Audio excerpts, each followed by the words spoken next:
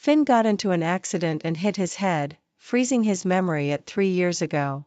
He came to me, annoyed, saying, "I just had dinner with my ex-girlfriend. How long are you going to keep this up?" I was stunned for a moment, then came to my senses and picked up the little girl on the ground, gently saying in the face of his bewildered expression, "Finn, we broke up 3 years ago. I'm already married with kids." After putting my daughter to sleep, I leaned against the headboard and played with my phone. A news notification popped up. On the evening of February 17th, at 9 p.m., Finn was involved in a car accident in Los Angeles and has been urgently transported to the hospital for treatment. It is reported that Finn suffered a severe head injury and has fallen into a coma. Please follow Lancashire News for updates. The accompanying image showed a nearly wrecked Bugatti Veyron, with Finn's head bandaged and bleeding, being carried on a stretcher, eyes closed. Even in his unconscious state, his brow was tightly furrowed. I felt a moment of disorientation. I hadn't seen this person in 3 years. Those past intimate moments felt like they were from another lifetime, filled with heart-wrenching pain, and I once thought I would never forget them. Yet, just 1,000 days and nights later, they had blurred into a distant memory.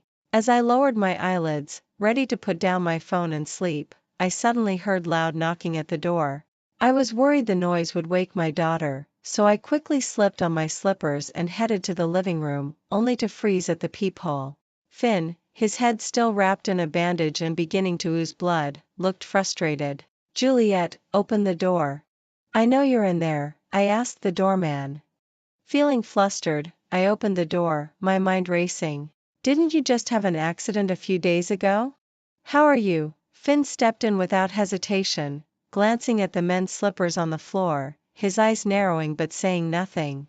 "I'm freezing," he complained, shoving his coat at me. "What are you doing in this godforsaken place? I gifted you that villa, why aren't you living there?" I was taken aback by his familiar tone, momentarily speechless. 3 years ago, our breakup had been a disaster. Finn's dark expression had terrified me, and his gaze made me feel like he wanted to kill me. He had said, "Juliet, you and your lover better stay away from me. Otherwise, I can't guarantee his safety."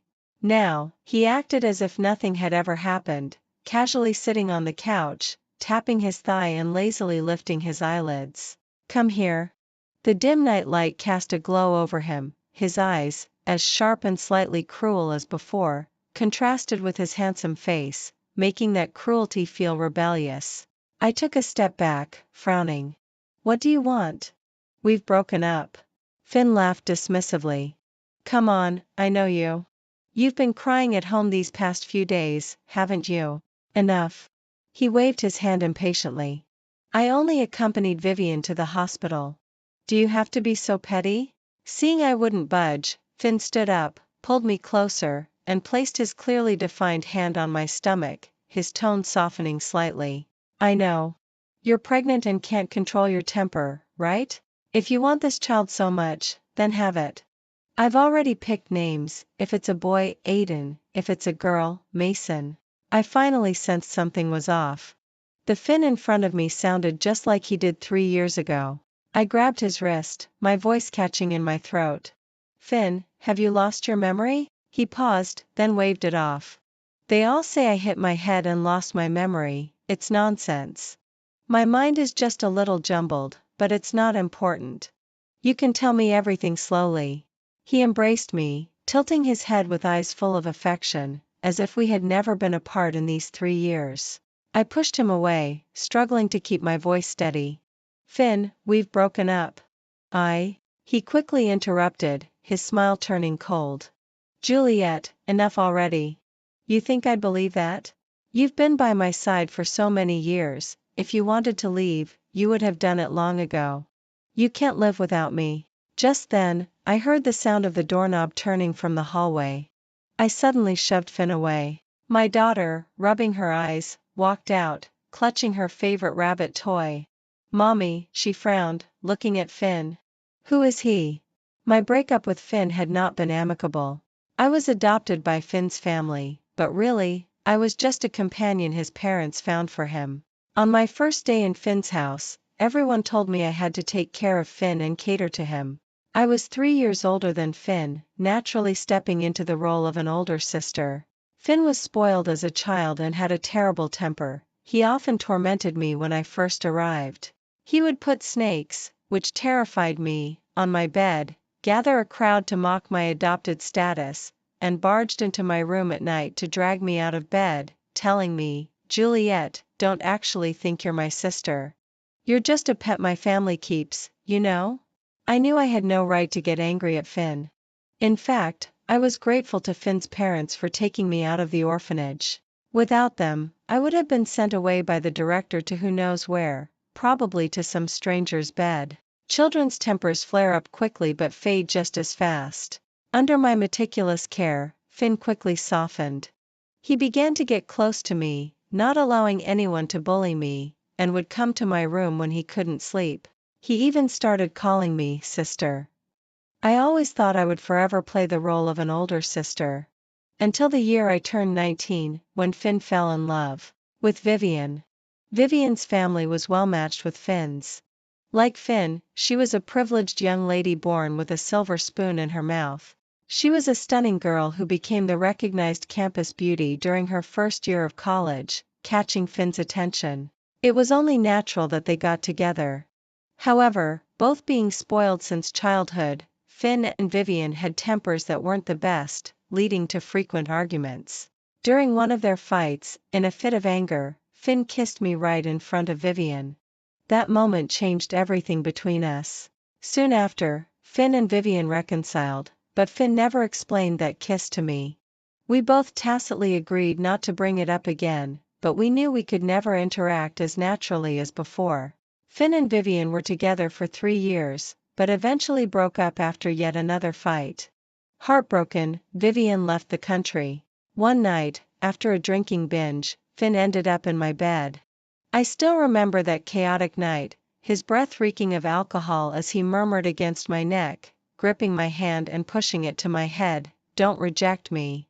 His movements were forceful, but his voice was pitiful, "Don't reject me."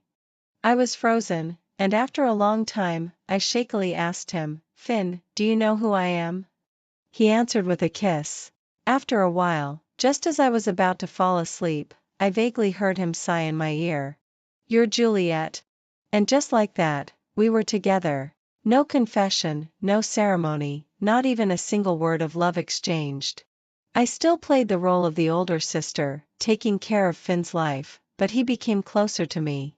We walked on the beach at sunset, cuddled up to watch movies in the thick darkness of the night, and fell asleep in each other's arms amidst the thunderous rain. For a while, I felt happy. I didn't know when I started to like him, but I knew I loved him. So when Vivian returned to find Finn, I held it in. I also held it in when Finn skipped my birthday to have dinner with her. I loved Finn. I knew he still hadn't grown up, so I was willing to give him chances to make mistakes and learn from them. Until I found out I was pregnant. I sent the test results to Finn, and after a long wait, he finally called back. His voice sounded distorted, irritated. "Juliet, I don't want a child. I haven't had enough fun yet. How could I be a dad? Don't keep this baby." Half an hour later, a classmate interning at the hospital sent me a photo. It was Finn with Vivian. He was carefully supporting her, his movements gentle as if she were a one-of-a-kind treasure. My classmate sent a voice message, "Why is Finn at the obstetrics and gynecology department with someone else? This woman is already pregnant, who is she?" That was when I realized that Finn didn't not want a child. He just didn't want my child. From the beginning, he had never forgotten Vivian. The girl who made him experience love for the first time was an unforgettable white moonlight in his heart. She was back, and as his substitute, I had to give way to her. Even my child became something to be discarded without a second thought. After that, I broke up with Finn. But he didn't understand why I kept dragging it out and wouldn't agree. Helpless, I had to ask an old classmate for help to stage a new love act. I will always remember the look in Finn's eyes that day. He stared at me as if he could burn me alive with his gaze. "Juliet, you and your lover better stay away from me. Otherwise, I can't guarantee his safety." He sneered in the end, "You're just my dog. Remember, Finn, it's you who don't want me, not the other way around." After that day, I never saw Finn again. He quickly went abroad to develop his career, and I heard he even got engaged to Vivian. The two families were well matched, and both Finn's and Vivian's families were very pleased. The engagement party made headlines. Now, he had an accident, and his memory returned to 3 years ago. In the silent living room, the sound of traffic was isolated outside the window by the night. The silence thickened. I held my daughter in my arms and softly said to Finn, who looked bewildered, "Finn, we broke up 3 years ago. I've gotten married and had a child." After a long while, Finn finally moved. He opened his mouth, a ridiculous look of absurdity crossing his face, trying to reach out for me. "It's impossible." He didn't know if he was trying to convince me or himself. "Impossible, Juliet. How could you marry someone else? Weren't you fond of me?" His gaze shifted to the child in my arms, and he forced out a smile. "I lost my memory, so this child is mine, right? Did you have that kid behind my back?" I stepped back. "Finn, don't go crazy. This isn't your kid." Finn's eyes darkened. "Not mine? Then whose is it?" He grabbed my hand tightly. "Juliet, who did you have this kid with?" "With me." Just when I felt lost, the door opened, and Logan walked in, taking our daughter into his arms. Drenched from the dew, his black suit clung to him, yet his commanding presence made him seem unfazed as he regarded Finn with curiosity. "We have guests at home. Why didn't you tell me?" He handed me what he carried, ignoring Finn's growing anger. "Your favorite cake. I was late and almost missed it." Finn sized him up, fists clenched. "Juliet, when did you get together with him?" Before I could speak, Logan laughed, his smile cold and mocking. "When, to be precise, we got together 3 years ago, had a kid 2 years ago, and married this year." "What exactly are you asking, Finn?" In the silent living room, the two tall men faced off, Finn seething with rage, while Logan held an air of a victor, as if observing a child. I sighed and pulled Logan closer, saying to Finn, "He's right. Finn, we've been broken up for a long time. We both have our lives now. You're about to marry Vivian, and I'm married with a child. You just forgot because of the accident. I hesitated, then continued, haven't bothered each other in ages." "Bothered?" Finn took a step back, suddenly looking ridiculous. "Juliet, we lived together for over a decade. And now you say bothered?" I lowered my gaze and softly replied, "You've grown up. We should have our own lives." Logan leaned beside me, holding our child in one arm and my hand in the other, silently asserting his claim. Though we stood close to Finn, it felt like a clear boundary had been drawn between us. After a long moment, Finn smiled, his gaze fixed on me. "All right, Juliet. You've got guts." After Finn left, Logan didn't say much, but I could tell he was feeling jealous again. Even when our daughter asked for kisses, he was half-hearted about it, radiating a low pressure of, "I'm angry, explain yourself." I walked over and hugged him. "I didn't know he'd show up today. He knocked out of the blue and is still recovering from amnesia." I told him everything. "It won't happen again, right?" Logan yanked off his tie and tossed it to the floor, sitting on the sofa with his long legs apart. After a while, he seemed to calm down and finally said, "I heard he immediately flew back after his accident, and I didn't want him here, but he still came in. He looked furious, even cursing when he usually stayed composed. Why didn't I just run him over?" I almost laughed. Logan, who usually stayed calm as if nothing could faze him, was surprisingly petty when it came to Finn. When Finn went abroad, Logan practically wanted to throw him a farewell party to ensure he'd never come back. Now that we just got married and Finn returned to stir things up, it was no surprise Logan was angry. I spent ages calming him down, swearing I wouldn't get involved with Finn again, but he was still restless after our daughter fell asleep. The next morning, I dragged my sore body out of bed, silently cursing Logan. How was he getting crazier as he approached 30? Didn't they say men start declining after 25? Lost in thought, my phone suddenly rang. It was an unfamiliar number. Thinking it was a delivery, I picked up, but a familiar voice came through, Vivian's, laced with disdain. Juliet, let's meet. I hung up. I didn't particularly like Vivian, not just because Finn chose her over me. Annoyed, I rubbed my forehead and replied, I have nothing to do with him. His accident wasn't my fault, you can discuss things between you. I hung up. I didn't particularly like Vivian, not just because Finn chose her over me, but because of her condescending attitude toward me. It felt as if I were a dirty thing she looked down on. We got together after she and Finn broke up. Logically, she was the one who intruded, yet she always acted like the main partner. I'd finally escaped the past and built a new life. I didn't want to get tangled up with either Finn or Vivian. I thought I had cleared everything up, but when I brought a gift to Finn's mother's birthday party, I saw Vivian sitting beside her, clearly there for me. I feigned ignorance. Since there are guests, I won't disturb you, I said, turning to leave, but Vivian stopped me. Stop. Juliet, Finn came looking for you, right? I turned back. What do you want to say? Vivian tilted her chin slightly. Juliet, I never expected you to be so haunting. I know you've liked Finn for a long time, so you took advantage of our breakup to climb into his bed, forcing him to be with you. But now we're both engaged, and you're married, can you stop being so shameless? I almost laughed out of anger. Vivian has always twisted the truth to fit her narrative. In her eyes, Finn was entirely hers, and if he was entangled with me, it must be because I seduced him. I scoffed, if Miss Gu has delusions, talking to me won't help, I suggest you visit a doctor. Delusional? She shot up, glaring at me. Juliet, we're engaged and about to get married. Then tell me, if you didn't seduce him, why would he come back to you?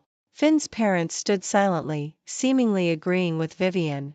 After a moment, Finn's mother spoke up, Juliet, Finn is young and doesn't understand. As his older sister, you should guide him, not stir trouble for your own benefit. Don't you think? I couldn't help but retort, yeah, at 26, he's really just a kid. I have a husband and a daughter, do you think I care about him? It's not my fault he had an accident or lost his memory. Instead of watching him, you come to me? Is it because you know he won't listen to you, so you pick on me instead? How dare you speak like that? You're just an ungrateful wretch. Finn's father shot back coldly. I was done talking and turned to leave, but Vivian called after me. She clenched her fists and shouted, Juliet, do you know why Finn had the accident? He crashed because he heard you were getting married and was upset. Isn't all this because of you? I didn't look back. That has nothing to do with me, and I didn't force him. Just as I was about to push the door open, I froze. Finn stood behind it, looking like he had been there for ages. He held a gift for Finn's mother, his knuckles white from gripping it too tightly. He looked at me for a moment before suddenly smiling. Juliet, you're right. It has nothing to do with you. Then he walked in with a grim face and said to Vivian, who invited you here? Vivian's eyes turned red, but she fought back her tears. Finn, we're engaged. What does it mean for you to come back to her? Finn remained silent for a moment before saying, let's cancel the engagement. The room fell into a suffocating silence. A few seconds later, Vivian couldn't hold back anymore, her voice cracking, Finn, are you crazy? Is this about Juliet? Finn replied impatiently, it's because I don't want to marry you. Didn't I tell you not to look for her? What do you want me to do then? Vivian cried out, my fiancé flew halfway around the world to find another woman, what do you expect me to do? Finn ignored her and tossed the gift in front of Finn's mother, his expression indifferent. Stay out of my business. Juliet is right, this has nothing to do with her, he said with a self-deprecating smile, I pursued her, I deserve this. Finn's mother, furious, pointed a finger at me, if only I had let you die in the orphanage. We took you in with good intentions, and look what you've done to our family. Isn't it because she seduced you when you were young and naive that you ended up like this? I closed my eyes. Finn's family had adopted me, and I felt grateful. But ever since I was a child, whenever Finn had a problem, his parents would blame me. They prided themselves on being refined and never resorted to physical punishment, but their methods were more ruthless. knowing exactly how to make someone feel utterly ashamed. When I was younger, they would make me kneel in front of guests, smiling as they explained, "We brought this child back out of kindness, but she's too troubled, we can't help it. Finn wouldn't have any issues. If there were, it would be because of me."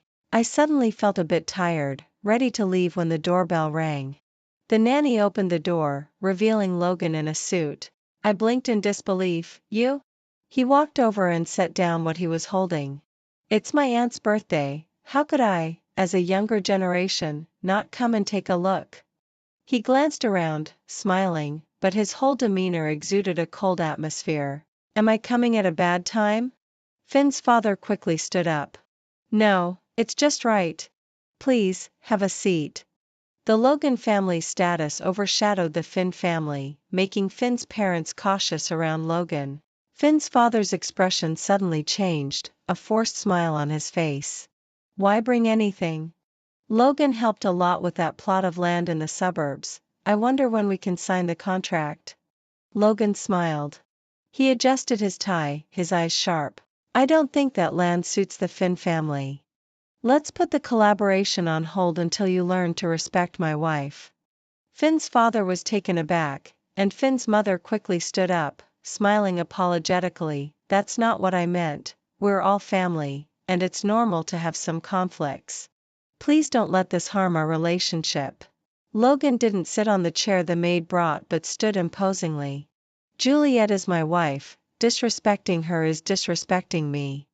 It seems Finn's family isn't very welcoming. If that's the case, we'll take our leave." Saying this, he took my hand and left. Behind us, Finn's parents suddenly looked distressed, unsure of what to say. Just then, Finn spoke up, his voice dark and restrained. "Logan, do you think she loves you? I'll tell you, she loved me for 10 years, and you're just a replacement." Logan turned his head, revealing a contemptuous smile. "If thinking that makes you feel better, go ahead. What are you doing here?" In the car, I cautiously glanced at Logan's expression, fearing he might be angry about Finn's words. Logan remained expressionless. "Why didn't you tell me if you were bullied?" I lowered my head. "I didn't know Vivian was back, I just wanted to drop off something and leave." Logan looked at the steering wheel, his expression darkening. "That Finn, taking my money and still bullying my wife." He scoffed. "There isn't a decent person in the Finn family, you're married to me, and Finn still tries to put you down. He must be afraid you're living too well." I sighed. I knew everything Logan said. Finn had always been selfish, considering only his own feelings, never thinking about others' situations. I used to tolerate everything when I loved him. Now, without love, I only felt disgust. Seeing me silent, Logan held my hand. His rough, warm hands, calloused from years of training, felt comforting. Our wedding bands clinked together as he said in a deep voice, "From now on, tell me if anything happens, you're not allowed to suffer alone." Actually, what happened today didn't mean much to me. I had faced worse before and had gotten used to it. But hearing him say that, a wave of grievances suddenly surged within me, and my eyes felt sour. After a moment, I squeezed his hand back. "Okay." Finn seemed to calm down, not reaching out to me for several days. He didn't return to the country, and his marriage with Vivian remained at a standstill. A few days later, just when I was about to move on from this matter, Finn suddenly called. Late at night, his voice was thick with alcohol. "Juliet, I'm drunk, come pick me up." I felt a headache coming on. When Finn and I were still together, he often went out with his rowdy friends, getting utterly wasted and calling me to pick him up without caring about what I was doing, the weather, or what time it was. I remembered one time when Vivian just returned to the country, Finn had called me to pick him up while drunk. I arrived at the bar to find him with Vivian on his lap, kissing her under the dim lights. He only noticed me after a while, parting his lips with a silver string of saliva between them. Vivian shot me a disdainful smile, and everyone around was watching my humiliation.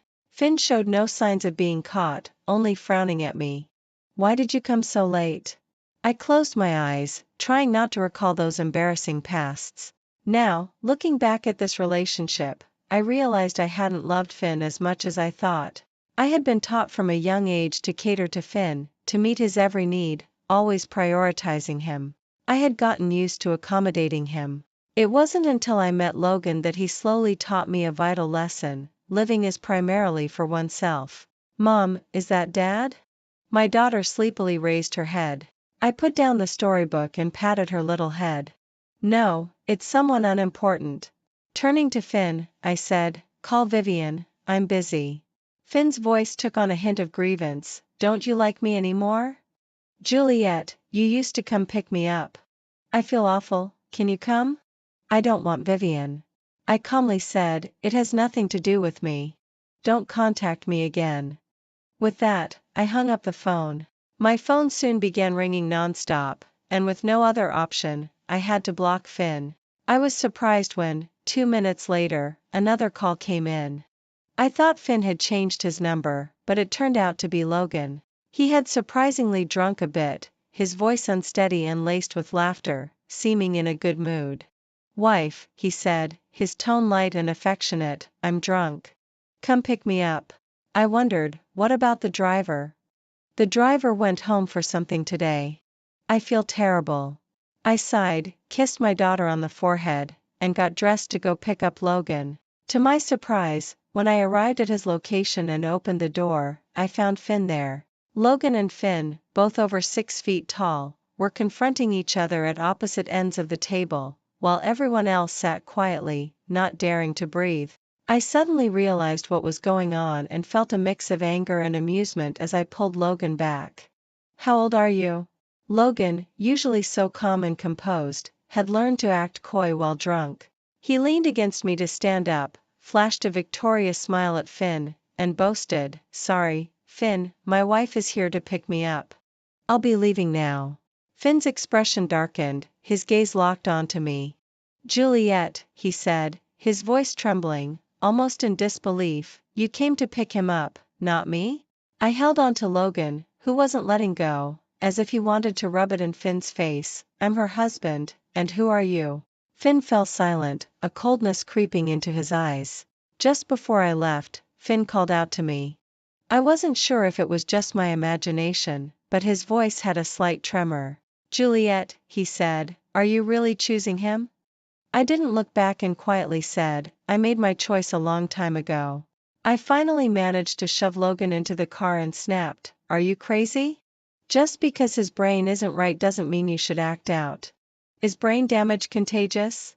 Logan, however, seemed to be in great spirits, rarely showing such emotion, smiling as he leaned back in the leather seat.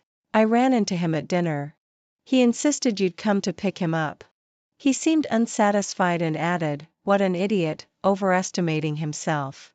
I realized that whenever Finn was involved, Logan's usual composure completely fell apart.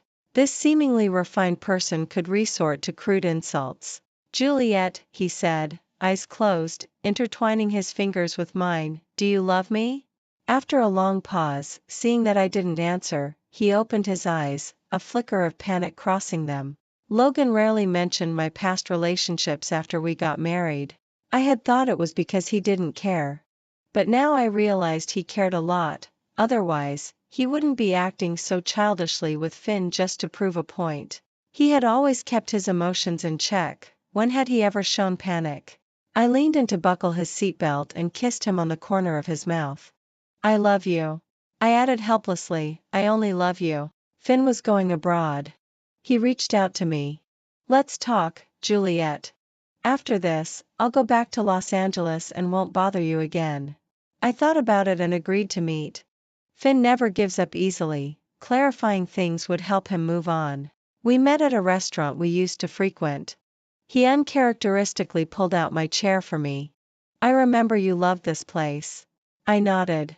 I did, but after finding out you brought Vivian here behind my back, I stopped coming. Finn's expression froze. Sorry. I waved it off with a smile. It doesn't matter, I stopped caring a long time ago. Finn sat down across from me, and after a moment, finally asked the first question. Juliet, is the baby really mine? I looked up to see despair in his eyes, his fingers turning pale from gripping the table too tightly. I took a sip of my coffee and answered firmly. No. I'm not interested in playing any cheesy games. The baby is Logan's. What about that child back then? His face grew paler by the second. I terminated the pregnancy, I said softly. The day I found out Vivian was having a baby, I had it terminated. You're not saying Vivian's child isn't yours, are you? Finn remained silent.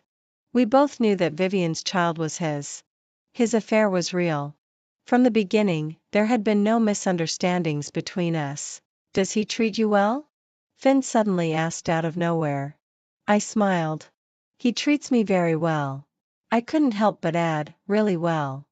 I only sought him out to pretend to break up with you, but then I realized he's a genuinely good person. He's very considerate. The baby was an accident, but Logan is happy, so we decided to keep the baby.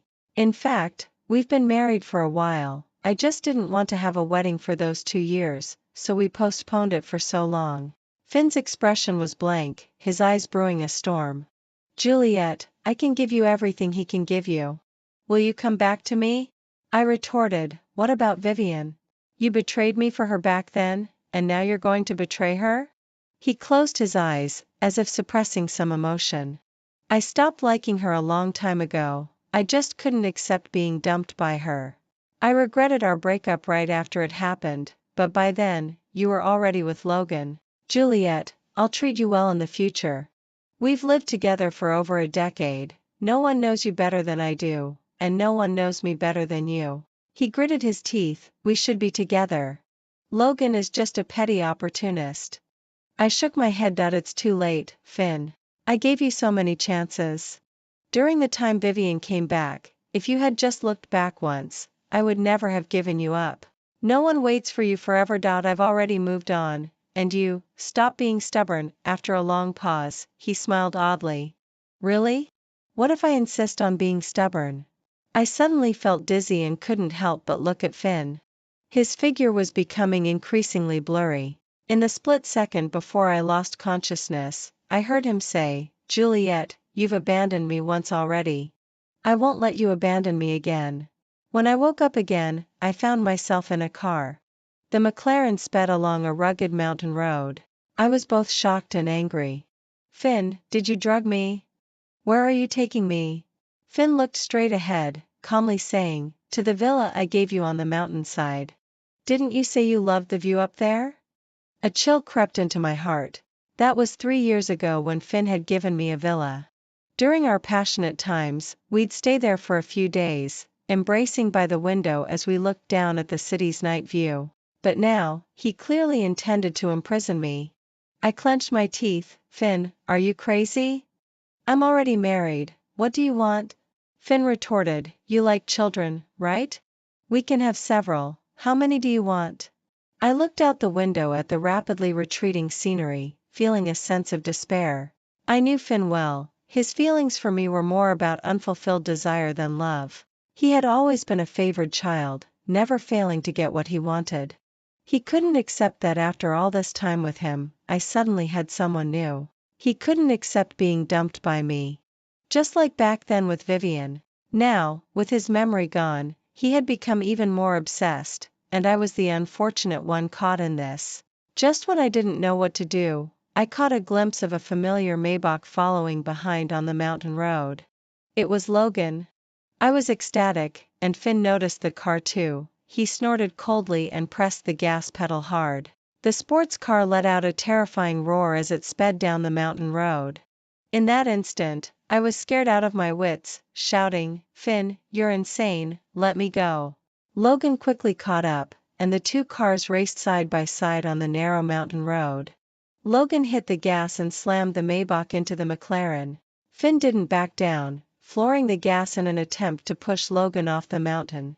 My heart was in my throat. I pressed myself against the glass and shouted, not caring if Logan could hear me, Logan. After a few minutes of this, Logan suddenly slammed on the gas, and the tires of the Maybach screeched as it blocked Finn's path. Finn hit the brakes hard, forced to stop, and I seized the chance to fling open the car door, nearly rolling into Logan's arms. how did you know I was here?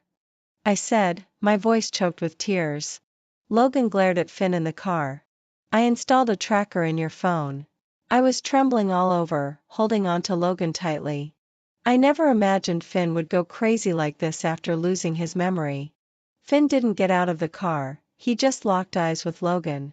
A few seconds later, the McLaren's engine roared to life again. Finn charged at us, his face twisted with madness. If you won't be with me, then let's die together. In that critical moment, Logan used all his strength to push me out of the way. We rolled several times, finally stopping precariously at the edge of the cliff. Amidst the flying dust, Finn's car suddenly spun out of control, skimming past us and plummeting straight down the cliff. Boom! Flames erupted. A few days later, I received the news. Finn had incredibly good luck. The car's frame and airbags had protected his most vital areas. He only broke 3 ribs and had a shattered leg, along with a head injury. That one broken rib was a mere 0.2 centimeters from piercing his heart. He spent a few days in the ICU and miraculously woke up. However, Finn's actions constituted attempted murder. If all he wanted was to kill me, Finn's family could have found a way to keep him out of trouble. Unfortunately, he also wanted to kill Logan, and the Logan family wasn't easy to deal with. The police approached him the same day. By the time he recovered, he'd likely spend a few years in prison. The day Finn woke up, the police contacted me, saying Finn had refused to speak, only mentioning he would explain everything if he saw me. I had no choice but to visit him. In just a few days, he had changed so much that I almost didn't recognize him.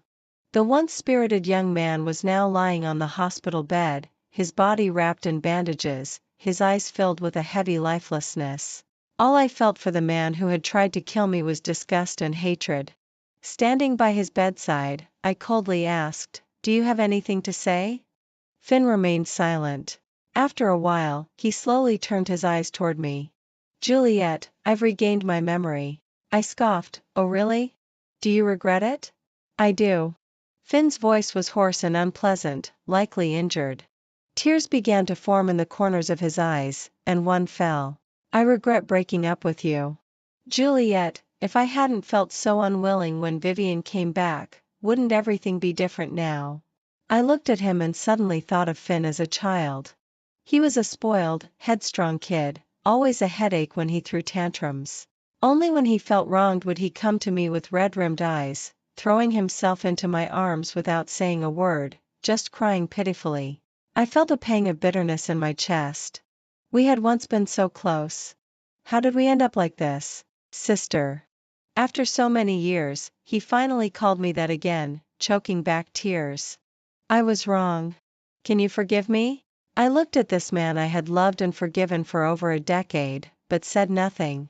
After a long time, seeing his gaze dim, I picked up my bag and turned to leave. I had seen him, and he had said what he needed to say. Try for leniency. 4 months later, Finn was sentenced.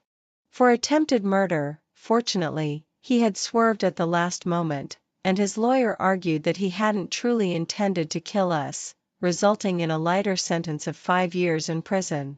Finn's mother fainted on the spot, while his father's once black hair had turned gray. After crying, Vivian went abroad. Finn had turned her into a joke among our circle, and any business dealings with Finn's family were completely ruined. 6 months later, on Finn's birthday, his mother contacted me. There was a hint of resentment in her voice, but she had to plead, "Finn wants to see you. Can you meet him?" Logan, sitting nearby reading a newspaper, perked up his ears. I quietly said, "No," and hung up. After living with Finn for so many years, through all the good and bad, joy and pain, and the quiet and chaotic moments, there was really nothing left to see. The next day, I received a letter from Finn, sent from prison. "Juliet, long time no see. I've thought a lot while in prison these days. I have so much I want to say to you and wrote many letters, but when I read them myself, they seemed ridiculous, and I thought you wouldn't want to see them, so I tore them all up.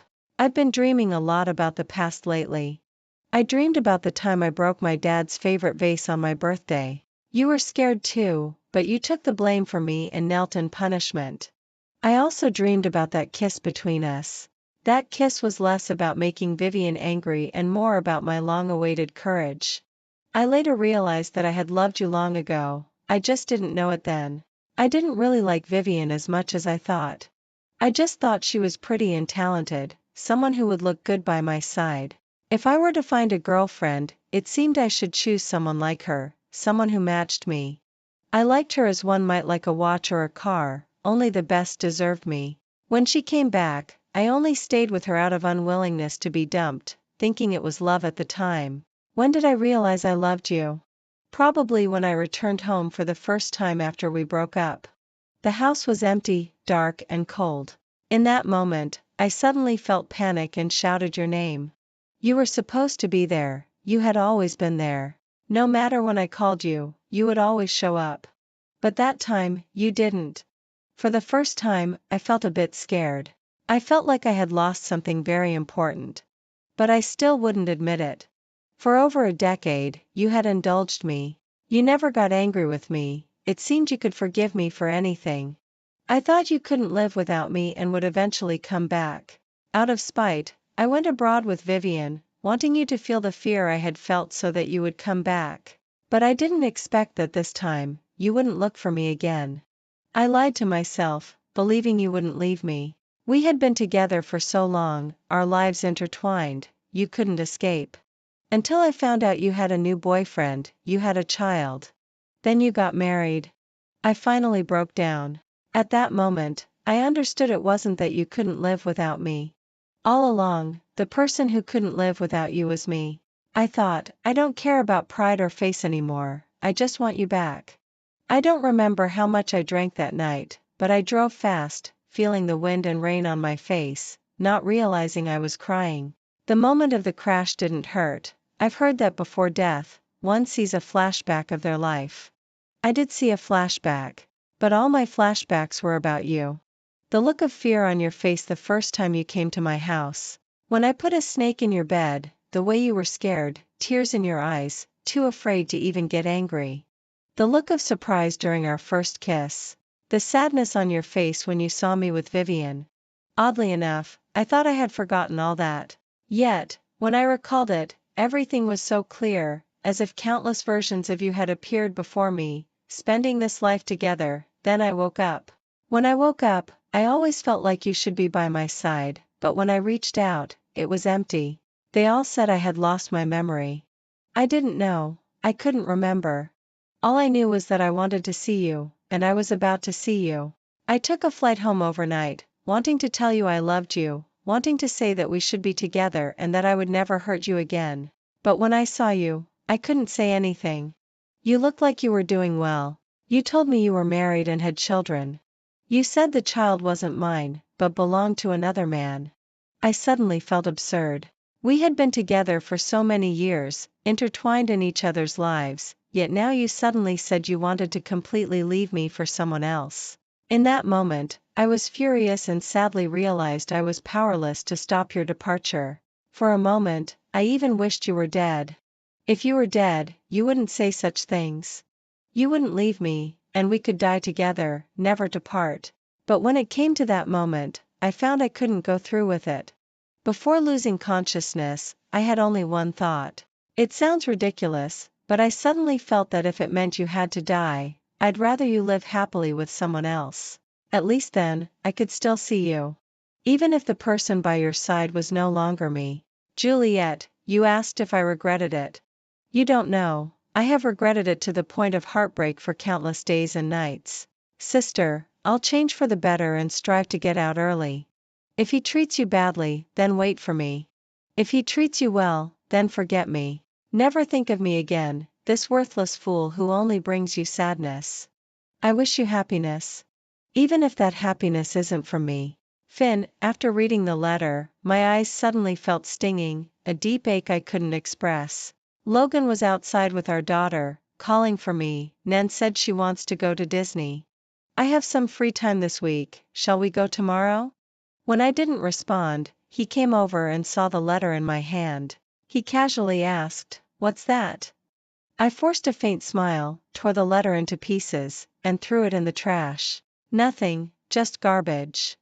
Okay, then let's go to Disney tomorrow. Late affection feels cheap, and the pain Finn left me with couldn't be healed by just a few words. He was right about one thing. I would live happily. And that happiness would forever be unrelated to him.